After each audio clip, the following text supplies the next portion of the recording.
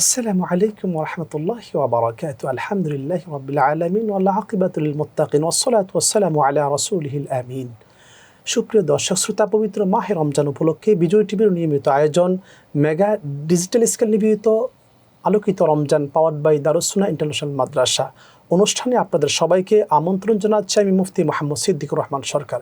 আশা করি সকলেই ভালো আছেন, সুস্থ আছেন। এই কামনা শুরু করছি আপনাদের প্রিয় অনুষ্ঠান আলোকিত রমজান। দর্শক, আল্লাহ সুবহানাহু ওয়া তাআলার দেওয়া যে সকল নিয়ামত রয়েছে তার ভিতরে দুটি গুরুত্বপূর্ণ নিয়ামত, একটি হলো সন্তান, আরেকটি হলো সম্পদ। এই দুটি আল্লাহর পক্ষ থেকে আমাদের জন্য নিয়ামত এবং আমানত। এই দুটো যদি আমরা প্রপার ইউটিলাইজ করতে না পারি তাহলে দুনিয়াও শেষ, পরকালে শেষ। আজ কথা বলবো সন্তানের প্রতি আমাদের দায়িত্ব কর্তব্য নিয়ে। এই বিষয়ে কথা বলার জন্য আমাদের স্টুডিওতে উপস্থিত হয়েছেন তরুণ আলেমে দ্বীন, মেঘনা গ্রুপ সেন্ট্রাল জামে মসজিদের সম্মানিত খতিব হযরত মাওলানা মাজহারুল ইসলাম আবরার। আসসালামু আলাইকুম ওয়া রাহমাতুল্লাহি তাআলা ওয়া বারাকাতুহু। আমাদের সাথে আরও আছেন আপনাদের সকলের পরিচিত মুখ, মা হালিমা কেন্দ্রীয় জামে মসজিদের সম্মানিত খতিব হযরত মাওলানা শহীদুজ্জামান কাশেমি। আসসালামু আলাইকুম ওয়া রাহমাতুল্লাহি ওয়া বারাকাতুহু। ওয়ালাইকুম সালাম ওয়া রাহমাতুল্লাহি ওয়া বারাকাতুহু। আপনাদের জন্য কেমন আছেন? জি আলহামদুলিল্লাহ, ভালো আপনি আছি। কেমন আছেন? আপনাদেরকে স্বাগতম আমাদের স্টুডিওতে। শুকরিয়া। আলহামদুলিল্লাহ। সম্মানিত দর্শক শ্রোতা, আমরা প্রাজ্ঞ তরুণ দুজন আলেমে দ্বীনের সাথে পরিচিত হয়ে নিলাম। আল্লাহ সুবহানাহু ওয়া তাআলা আমাদেরকে এই পৃথিবীতে বহু নিয়ামত দিয়েছেন, সম্পদ এবং সন্তান। এই দুটোই আমাদের কাছে আল্লাহর পক্ষ থেকে বিশাল বড় নিয়ামত। কিন্তু এই দু জায়গায় আমরা খুব বেশি দুর্বল। আমরা সম্পদের ব্যাপারে কৃপণতা করি, আর সন্তানের ব্যাপারে আমরা উদাসীন হয়ে যাই অতিরিক্ত আদর ভালোবাসা দিয়ে। সেই সন্তানের প্রতি আমাদের কি দায়িত্ব কর্তব্য রয়েছে, আমরা আলোচনা শুরু করছি।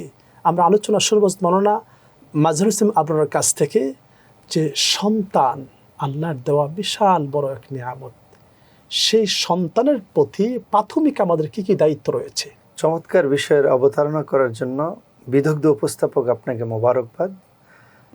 সন্তান আল্লাহ পাকের এক বিশাল বড় নিয়ামত। পিতামাতার জন্য সন্তানই হচ্ছে তার পরবর্তী আল্লাহ পাকের পক্ষ থেকে নিয়ামত, উত্তরাধিকারী।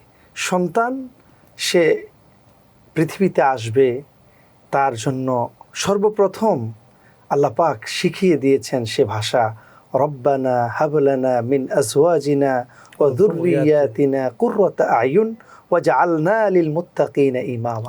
আল্লাহ পাক কোরআনে চমৎকারভাবে বুঝিয়ে দিয়েছেন যে পিতামাতা হওয়া সহজ, কিন্তু সন্তান কেমন হবে যেন কুররাতা আয়ুন, চক্ষু শীতলকারী সন্তান হয়, এরকম সন্তান কামনা করতে হবে প্রতিটি পিতামাতার। এজন্য সন্তান যখন গর্ভে অবস্থায় থাকবে, মা এবং বাবা উভয়ের জন্য আল্লাহ পাক শিখিয়ে দিয়েছেন তারা যেন সবসময় দোয়া করে যে সন্তান যেন এমন দান করেন আল্লাহ যেন চক্ষু শীতলকারী হয়ে যায়, কোনো ধরনের বেয়াদব সন্তান অথবা মিনাস সালিহিন, অন্য কোনো যে নিয়ামতপ্রাপ্ত যে সন্তান তাছাড়া বিকল্প কোনো সন্তান যেন আমরা না চাই। এজন্য আল্লাহ সূচনাতেই সন্তান চাওয়ার ব্যাপারে আল্লাহ পাক কোরআনে বলেছেন। এজন্য আমাদের সর্বপ্রথম দায়িত্বই হবে আমরা সর্বপ্রথম নেককার, পরহেজগার, আল্লাহওয়ালা, খোদা বীরু সন্তান চাইব। আল্লাহ যে নিয়ামতই দান করেন যেন আল্লাহ পাক নিয়ামত দান করবেন, আল্লাহওয়ালা সন্তান যেন দান করে। এক নম্বর কাজ হচ্ছে দোয়া করা। দ্বিতীয়ত কাজ হচ্ছে সন্তান যখন পৃথিবীতে ভূমিষ্ঠ হবে, সন্তান তো মায়ের মাধ্যমে আসে, তাহলে ভালো সন্তান কামনা করতে হলে তো আগে নিজেকে ভালো করতে হবে এবং ভালো একজন সহধর্মিণী গ্রহণ করতে হবে। জি অবশ্যই, স্ত্রীও ভালো হতে হবে, নিজেকেও ভালো হতে হবে, এবং দোয়ার মাধ্যমে সন্তানও আল্লাহ পাক ভালো হয়তো আমাদের জন্য নিয়ামত রাখবেন।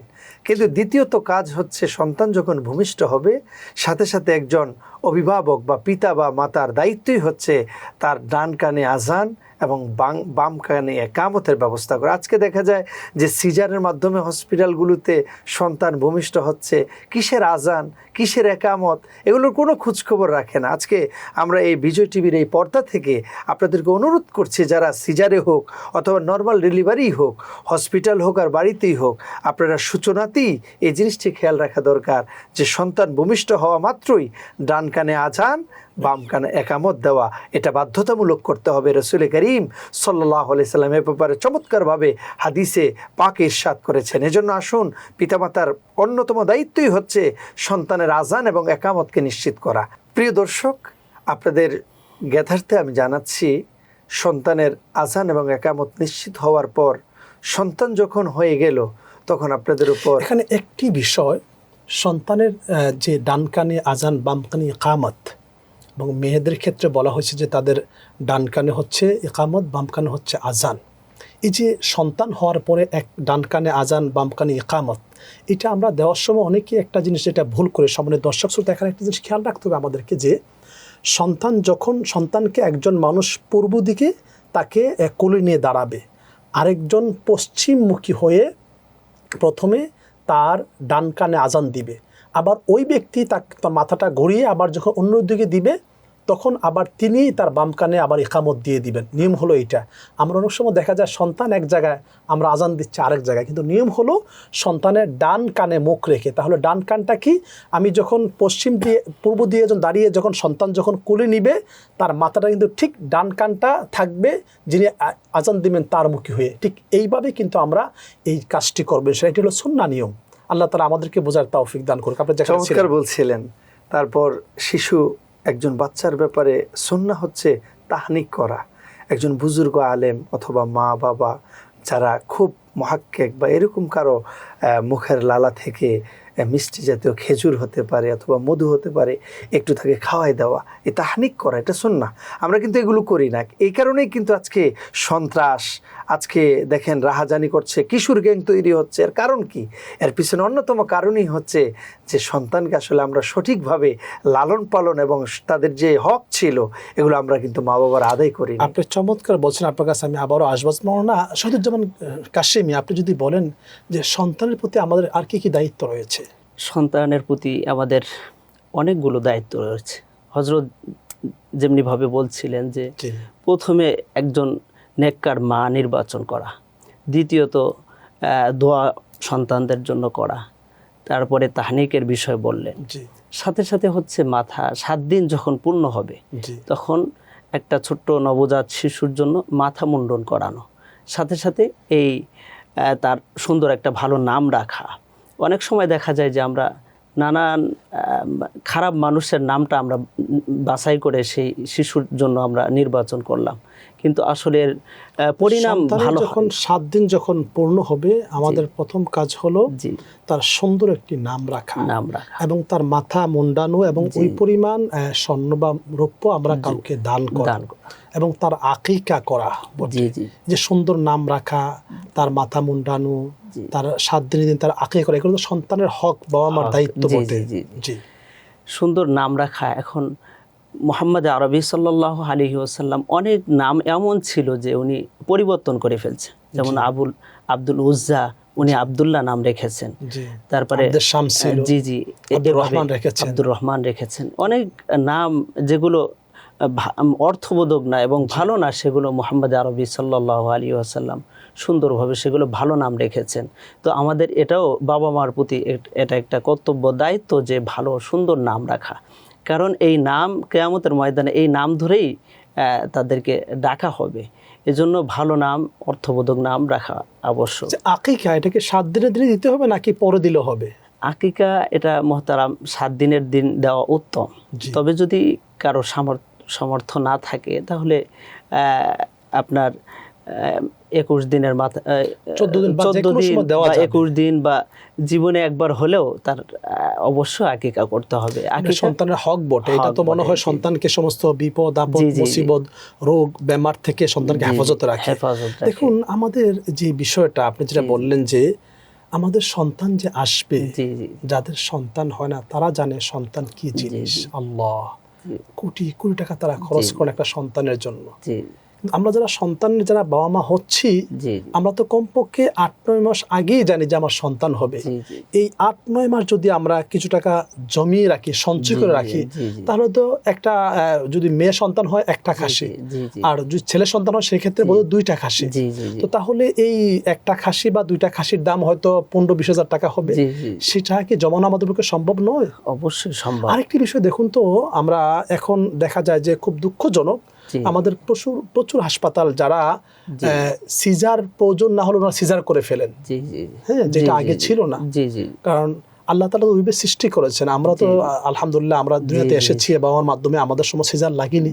এখন খুব প্রয়োজন হলে একান্ত দুই একটা হতে পারে, সেটা ভিন্ন কথা, কিন্তু সবাইকে সিজার করা, দেদা আসছে সিজার করা, এই সিজার করতে গেলে দেখা যায় যে একটা বিশাল অঙ্কের একটা অ্যামাউন্ট আসছে, মূলত অ্যামাউন্টের জন্য সিজারটা আমরা করান। তাহলে সেই সিজারের টাকা দিতে পারছি আমরা, কিন্তু সন্তান আল্লাহ পক্ষ যে নিয়ামত, সেক্ষেত্রে আমরা আমাদের সন্তানদের যে একটা দরকার, এই আকিদা দরকার, সেটা আমরা করতে পারছি না।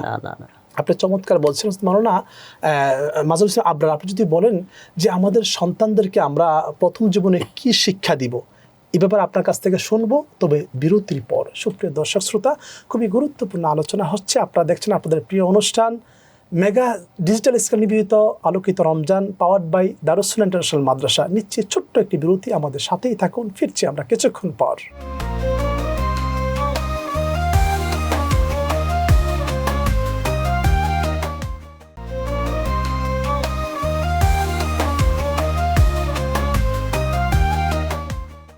আলহামদুলিল্লাহ, সুপ্রিয় দর্শক শ্রোতা, বিরতির পর ফিরে আসলাম আপনাদের প্রিয় অনুষ্ঠান মেগা ডিজিটাল স্কেল নিবেদিত আলোকিত Ramzan, powered by Darus Sunnah international মাদ্রাসা। দর্শক, খুবই গুরুত্বপূর্ণ আলোচনা আমরা শুনছিলাম সন্তানের প্রতি আমাদের দায়িত্ব এবং কর্তব্য নিয়ে। আমাদের সাথেই থাকুন, আমরা মূল আলোচনায় ফিরছি। মাওলানা মাজহারুল ইসলাম আজহার, আপনি যেখানে আপনি বলছিলেন যে সন্তান যখন একটু বয়স যখন হয়, যখন সে পড়াশোনা শেখার উপযুক্ত হয়, এই ছোট্টবেলা থেকে আস্তে থেকে আমরা শিক্ষা দিব, দ্বীনি শিক্ষা, সুশিক্ষা, এগুলি আমরা কি দিয়ে শুরু করব? একজন সন্তানের জন্য আসলে সুশিক্ষার ব্যতিক্রম কিছুই নেই, কারণ সুশিক্ষিত না বানালে এই সন্তান কিন্তু সন্তান রবে না, সে সন্ত্রাস হয়ে যাবে। ঠিক, এজন্য সন্তানকে ছোট থেকেই শিক্ষা গ্রহণ করাতে হবে। আমরা দেখি এখন প্রাথমিক ডিজিটাল যুগের সন্তানেরা 4 বছর কি 4.5 বছর হলেই তারা অনেক কিছু শেখার আগ্রহ তাদের মধ্যে চলে আসে। তো একজন বাবা মার, একজন আদর্শ বাবা মার দায়িত্বই হবে, প্রাথমিক সূচনাটাই হবে তাকে আরবি শিক্ষার মাধ্যমে, কোরআন শিক্ষার মাধ্যমে তার জীবনের শিক্ষাটাকে শুরু করা। কারণ এই কোরআন হচ্ছে আরেকটি বিষয়, আমাদের সন্তানটা মোটামুটি 1 বছরের পরে কিন্তু 2-1টা শব্দ বলা শুরু করে দেয়। জি, তো এই যে বলা যে শুরু করবে, সেক্ষেত্রে আমরা সন্তানকে কোন শব্দ দিয়ে বলা শিখাবো? সূচনাতেই আমরা আল্লাহর পরিচয় তাকে দিতে পারি, কালিমা তাইয়্যিবা দিতে পারি। তারপরে ধীরে ধীরে ভালো ভালো শব্দগুলো তাকে আমরা শিক্ষা গ্রহণ করাবো, সুবহানাল্লাহ, আলহামদুলিল্লাহ, এগুলোর মাধ্যমে ধারাবাহিক সে যখন বড় হতে লাগবে, যখন সে মোটামুটি বুঝের হবে, 4, 4.5, 5 বছর হয়ে যাবে, তখন তাকে আমরা কিন্তু কোরআনের শিক্ষাটা প্রথম দেওয়া, এটা বাবা মার উপর দায়িত্ব এবং কোরআনুল কারীমের ভাষ্য মতে ফরজ। কারণ the Holi Quran is not only a religious book but also a complete code of life, complete a constitution. এই কোরআন হচ্ছে সমস্ত কিছুর জ্ঞানের আধার। এখানে বুটানির জ্ঞান আছে, হিউম্যান অ্যানাটমির জ্ঞান আছে, প্রক্সিমা সেন্ট্রায়ের জ্ঞান আছে। একটা সন্তান সে সুশিক্ষা কি কাকে বলে, বাবা মার খেদমত কাকে বলে, পৃথিবী কাকে বলে, সব জানতে হলে তাকে কোরআন শিখতে হবে। এজন্য প্রাথমিকভাবে সন্তানের উপর দায়িত্বই হলো সব কিছুর জ্ঞান, কিন্তু ফিজিক্স, কেমিস্ট্রি, বায়োলজি, সায়েন্স সবই এখানে রয়েছে। এই জন্য কোরআনকে প্রথম সিলেক্ট করতে হবে। আমরা তো এই আমাদের দেশের নেচার অনুযায়ী আমরা মনে করি কেজি স্কুল, আমরা মনে করি ইংলিশ মিডিয়ামে দিয়ে দিব, সন্তানকে বড় শিক্ষিত বানাবো। আসলে তারা শিক্ষিত হবে না। আপনি ফলাফল দেখুন, যাদেরকে কোরআন প্রাথমিক শিক্ষা দেওয়া হয় নাই, তারাই কিন্তু ওই বড় বড় মার্ডারগুলোতে দেখেন, আপনি খুলে দেখুন। দুঃখজনক হলো বলতে হয়, আমরা দেখতে পাই বৃদ্ধাশ্রমে, ওল্ড হোমে অধিকাংশ পিতামাতা যারা, তারা সবার সন্তান কিন্তু উচ্চ শিক্ষিত এবং অনেকে ডাক্তার, ইঞ্জিনিয়ার। কিন্তু দেখা যায় ওখানে গেলে আমরা একটা জিনিস দেখেছি যে ওখানে গিয়ে কোনো ইমাম সাহেব বা খতিব সাহেব, মুয়াজ্জিন, কারো পিতামাতা আমরা ওখানে খুঁজে কিন্তু পাইনি। তার মানে দ্বীনি শিক্ষা অর্জন করলে যদি অল্প টাকা রিজিকে আসে, তার ইনকাম কম থাকলেও তিনি কিন্তু বাবা মাকে ফেলে দেন না। না, আমরা বলবো ইঞ্জিনিয়ার, ডাক্তার সবই আমাদের সব হবে, কিন্তু প্রাথমিক শিক্ষাটা হবে কোরআনের শিক্ষা। কারণ এই কোরআনের শিক্ষাটা হচ্ছে সফট, তার অন্তরে যখন গেঁথে যাবে, সে আল্লাহকে চিনবে, আল্লাহর ভয় অর্জন হবে। সে যখন মুত্তাকি হবে, ডাক্তার হবে, সে কখনো সন্ত্রাস হবে না, ডাকাত হবে না, সে কসাই হবে না। সে যখন ইঞ্জিনিয়ার হবে, তখন সে কিন্তু রডের বদলে বাঁশ দিয়ে ওই ব্রিজ বানাবে না, সে আল্লাহর ভয় থাকবে তার অন্তরে। এই জন্য আমরা বলি প্রাথমিক শিক্ষাটা হবে কোরআনের শিক্ষা, যে শিক্ষার মাধ্যমে সে আল্লাহকে পাবে, মা বাবার খেদমত করবে, দেশের সম্মান, দেশের ইজ্জত, দেশের উন্নয়নে সে কাজ করবে। চমৎকার বলেছেন মাওলানা কাশেমি। আপনি যদি একটু বলেন যে আমাদের সন্তানদের ব্যাপারে আমাদের যে ইসলামী যে শিক্ষা, সেটা আমরা কওমি মাদ্রাসা আছে, আলিয়া মাদ্রাসা আছে বা স্কুল কলেজ আছে। তো এই কওমি মাদ্রাসা এবং আলিয়া মাদ্রাসার পাশাপাশি স্কুলে আমরা আরবি শিক্ষাটা কিভাবে দিতে পারি? কওমি মাদ্রাসা এবং আলিয়া মাদ্রাসার মধ্যেও আমরা এখন প্রায় জায়গায় আমরা লক্ষ্য করতে পারি যে অধিকাংশ কওমি মাদ্রাসাতে, অধিকাংশ আলিয়াতে আমাদের যতটুকু আমাদের প্রয়োজন বাংলা শিক্ষার, সেটা প্রত্যেকটা জায়গায় আছে, কম বেশি আছে আলহামদুলিল্লাহ। আমরা এবারও দেখেছি, আমরা আমাদের দারুনাজদের সন্তান জাহাঙ্গীরনগর বিশ্ববিদ্যালয়ে উনি একটা ডিপার্টমেন্টে ফার্স্ট হয়েছেন এবং অনেক জায়গায় আলহামদুলিল্লাহ আমাদের ছাত্ররা ভালো করছে ইউনিভার্সিটিতে এখন। তো আমি বলছি যে মাদ্রাসা শিক্ষা আলহামদুলিল্লাহ আমাদের অনেক কওমি মাদ্রাসা শুরু হয়েছে, আলহামদুলিল্লাহ পরিবর্তন আসতেছে, আরো আসবে ইনশাআল্লাহ। আর আলিয়া মাদ্রাসা তো আগে থেকে পরিবর্তনশীল আলহামদুলিল্লাহ, তাদের ভিতরে আরবি, ইংরেজি, বাংলা, গণিত, সায়েন্স, ফিজিক্স, কেমিস্ট্রি, বায়োলজি সবই আছে। কিন্তু স্কুল আমরা চাচ্ছি স্কুল যেগুলি আছে আমাদের, ইংলিশ মিডিয়াম আছে, বাংলা ভার্সন আছে, ইংলিশ ভার্সন আছে, এইগুলোর ভিতরে কি করে আমরা ইসলামের শিক্ষা চালু করতে পারি? আমরা যদি সরকার উদ্যতন, আমাদের রাষ্ট্রপ্রধান ওনারা যদি একটু মানে সুদৃষ্টি দেন এদিকে, কারণ হচ্ছে শিক্ষাই জাতির মেরুদণ্ড, এটা সঠিক নয়, সুশিক্ষাই জাতির মেরুদণ্ড। আসলে আমরা যেখানে শিক্ষা বলতে কি আমরা তো সেটা বুঝি না। আল্লাহ বলছে ইকরা বিসমি রাব্বিকাল্লাযী খালাক, আল্লাহ তাআলা প্রথম বলছেন যে শিখো, কি শিখবা? রব্বিকাল্লাযী খালাক, তুমি এমন শিক্ষা অর্জন করো, এমন জ্ঞান অর্জন করো, যেই জ্ঞান অর্জন করলে পরে তুমি তোমার সৃষ্টিকর্তা আল্লাহ সুবহানাহু ওয়া তাআলা তুমি ভুলে যাবে না, তার নাম তোমার স্মরণ থাকবে। আল্লাহর নাম স্মরণ থাকলে একজন ডাক্তার আর কোনো মায়ের পেট কাটবে না টাকার জন্য। আল্লাহর নাম স্মরণ থাকলে একটা ডাক্তার কখনো তার ফি 2 টাকার জিনিস 10 টাকা সে নিবে না। এই যে জিনিসগুলি, এগুলি আল্লাহকে স্মরণ না থাকার কারণে, আল্লাহর ভয় না থাকার কারণে এগুলো হচ্ছে। জি, সাথে সাথে মুহতারাম, আমাদের যে মুহাম্মদ আরবি সাল্লাল্লাহু আলাইহি ওয়াসাল্লাম তিনি যে বলেছেন যে তলাবুল ইলমি ফারিদাতুন আলা কুল্লি মুসলিম, আসলে প্রত্যেক মুসলমানের উপরে হচ্ছে ফরজে আইন যে এই এলমে দিন শিক্ষা করা, অর্থাৎ কতটুকু পরিমাণ শিক্ষা গ্রহণ করা, যতটুকু আমাদের নামাজ পড়তে যতটুকু ফরজিয়াত আদায় হয়ে যায়, রোজা রাখতে যতটুকু ফরজিয়াত আদায় হয়ে যায়, হজ করতে যতটুকু ফরজিয়াত আদায় হয়ে যায়, ঠিক তদ্রূপভাবে প্রত্যেকটার মানে যত হুকুম আহকাম যতটুকু আমাদের একটু সংযোগ করে সেটা হবে যে কোরআনুল কারীম সহি শুদ্ধভাবে তেলাওয়াত করাটা এবং যতটুকু কোরআন শরীফ মুখস্থ করলে পরে নামাজ আদায় করা, যতটুকু মুখস্থ করা, প্রত্যেকের ফরজে আইন, পাক পবিত্র, হালাল হারাম, এগুলি তমিজ করার মতো জ্ঞান অর্জন করতে হবে। বাকিটা আমার মনে হয় যদি আপনি আমার সাথে একমত হবেন যে প্রতিটা গ্রামে, প্রতিটা জায়গায় একজন মুহাক্কিক আলেম থাকা, একজন কোরআনের হাফেজ থাকা, এটা ফরজে কিফায়া বটে। অর্থাৎ যদি এক এলাকায় একজন বড় আলেম হয়ে যায়, বড় কোরআন হাফেজ হয়ে যায়, তাহলে ওই এলাকার মানুষ পার পেয়ে যাবে, যেরকম জানাজার নামাজ ফরজে কিফায়া। জি মুহতারাম, তাছাড়া আমাদের যে মানে কিছুদিন পূর্বেও আমাদের এটা ছিল এই ঐতিহ্য এবং আমাদের এটা একটা অহংকার ছিল যে আমাদের প্রত্যেকটা গ্রামে গঞ্জে আমাদের মক্তব ছিল, কোরআনী মক্তব।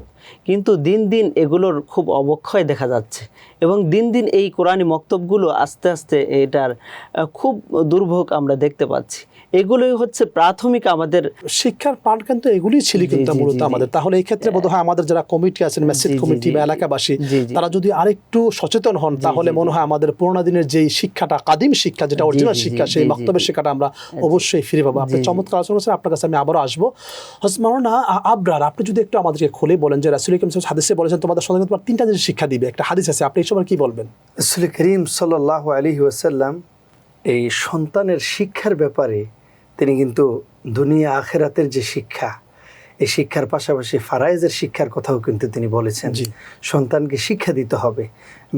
আর রাসূল করিম সাল্লাল্লাহু আলাইহি ওয়াসাল্লামের শিক্ষাটা দুনিয়াবী শিক্ষাই ছিল না শুধু, এটা আখেরাতেই শিক্ষা ছিল। আখেরাতে কিভাবে পার পাওয়া লাগবে এবং দুনিয়াতে সম্পদ সঞ্চয় করবে, সেটাকে কিভাবে বন্টন করবে, সেই বন্টন পদ্ধতিও কিন্তু রাসূল করিম সাল্লাল্লাহু আলাইহি ওয়াসাল্লাম শিক্ষা দিয়েছেন। আজকে বিজয় টিভির এই পর্দায় আমি দর্শককে জানাতে চাই, সন্তানকে শিক্ষা দেওয়ার পর একজন সন্তানের জন্য অন্যতম বাবা মার প্রতি একটা দায়িত্ব হচ্ছে তাকে উপযুক্ত সময়ে বিয়ের ব্যবস্থা করা। কিন্তু আমরা সেটা কিন্তু করি না। ছেলেরা, মেয়েরা তারা নিজেদের পছন্দ মতোই কিন্তু আজকে দেখা যায় সমাজে এই একটি অঘটন ঘটিয়ে যাচ্ছে। কিন্তু এটাই কিন্তু সমাজের একটা দুর্বিষহ এবং একসময় সমাজ বিধ্বংসী একটি কাজ হবে। এটা বাবা মার প্রতি অন্যতম দায়িত্ব হচ্ছে সময় উপযোগী সময় যখন হয়ে যাবে সন্তানের, তখন তার বিয়ের ব্যবস্থা করা, ভালো পাত্রী এবং ভালো পাত্রের ব্যবস্থা করা। তাহলে সমাজ সুষ্ঠু থাকবে, সুন্দর থাকবে, তারাও পরবর্তী জীবনে সুন্দর সুন্দর সন্তান আশা করতে পারি। এভাবেই সন্তানের প্রতি পিতামাতার দায়িত্ব এবং কর্তব্য আমি মনে করি এভাবেই গ্রহণ করা উচিত। দুজনকে অসংখ্য ধন্যবাদ, আপনারা দুজনে খুব গুরুত্বপূর্ণ আলোচনা করেছেন। আপনাকেও আপনাকেও মোবারকবাদ। মোবারক। সুপ্রিয় দর্শক শ্রোতা, মহান রাব্বুল আলামিন সন্তান দিয়েছেন। রাসূল করিম সাল্লাল্লাহু আলাইহি ওয়াসাল্লাম বলেছেন, তোমরা তোমাদের সন্তানদেরকে 3টা জিনিস শিক্ষা দাও, হুব্বু নাবিয়িকুম ওয়া হুব্বু আহলি বাইতিকুম ওয়া কিরাআতুল কোরআন। তোমরা তোমাদের সন্তানকে আমি নবীজির মোহাব্বত, আমরা আহলে বাইতের মোহাব্বত এবং কোরআনুল কারীমের তেলাওয়াত, কোরআনের শিক্ষা তোমরা দাও। এই 3টা শিক্ষা খুব গুরুত্বপূর্ণ, নবীজির মোহাব্বত, নবীজির আহলে বাইতের মোহাব্বত এবং কোরআনুল কারীমের শিক্ষা। এই 3 শিক্ষা আল্লাহ রাসূল অন্য হাদিসে বলেছেন, আদ্দিবু আওলাদাকুম, তোমরা তোমাদের সন্তানদেরকে আদব শিক্ষা দাও। যদি আদব শিক্ষার মাধ্যমে নবীজির মোহাব্বত, আহলে বাইতের মোহাব্বত, কোরআনের শিক্ষা আমরা দিতে পারি, তাহলে এই সন্তান হবে সুসন্তান, এই সন্তান হবে সোনালী সন্তান, এই সন্তান দেশ, জাতি, মানবতার তারা কল্যাণ বয়ে আনবে। আল্লাহ সুবহানাহু ওয়া তাআলা আমাদের সকলকে আমাদের সন্তানদের সঠিক দায়িত্ব পালন করার তৌফিক দান করুক। দর্শক, আপনারা দেখছেন আপনাদের প্রিয় অনুষ্ঠান মেগা ডিজিটাল স্কেল নিবেদিত আলোকিত Ramzan, powered by Darus Sunnah international মাদ্রাসা। অনুষ্ঠান একেবারে শেষ পর্যায়ে চলে এসেছি। আগামী পর্ব দেখার আমন্ত্রণ জানিয়ে আজ এখানেই বিদায় নিচ্ছি। আল্লাহ হাফেজ।